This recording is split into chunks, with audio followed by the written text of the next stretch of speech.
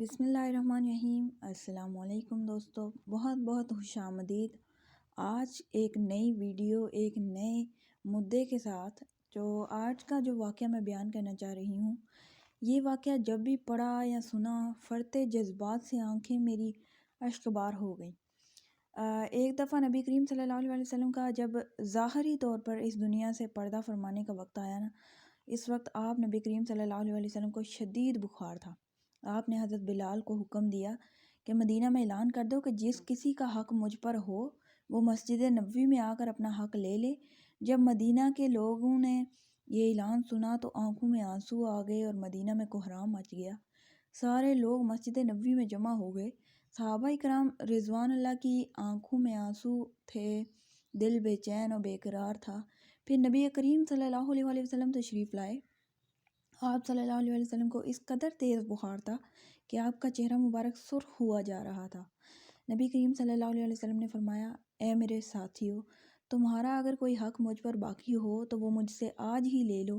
میں نہیں چاہتا کہ میں اپنے رب سے قیامت میں اس حال میں ملوں کہ کسی شخص کا حق مجھ پر باقی ہو۔ یہ سن کر صحابہ اکرام کا دل تڑپ اٹھا۔ مسجد نبوی میں آنسو کا ایک سیلاب بہہ پڑا۔ صحابہ رو رہے تھے لیکن زبان خاموش تھی کہ اب ہمارے آقا ہمارا ساتھ چھوڑ کر جا رہے ہیں۔ اپنے اصحاب کی یہ حالت دیکھ کر فرمایا کہ اے لوگو، ہر جاندار چیز کو موت کا مزہ چکھنا ہے۔ کل نفس ذائقۃ الموت۔ میں جس مقصد کے تحت اس دنیا میں آیا تھا وہ پورا ہو گیا۔ ہم لوگ کل قیامت میں ملیں گے۔ ایک صحابی کھڑے ہوئے، روایتوں میں ان کا نام عکاشہ آتا ہے۔ عرض کیا، یا رسول اللہ صلی اللہ علیہ وسلم، میرا حق آپ پر باقی ہے۔ آپ جب جنگ احد کے لیے تشریف لے جا رہے تھے تو آپ کا کوڑا میری پیٹھ پر لگ گیا تھا، میں اس کا بدلہ لینا چاہتا ہوں۔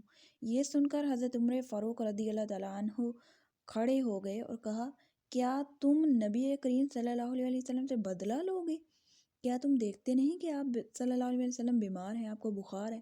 اگر بدلہ لینا چاہتے ہو تو مجھے کوڑا مار لو، لیکن نبی کریم صلی اللہ علیہ وسلم سے بدلہ نہ لو۔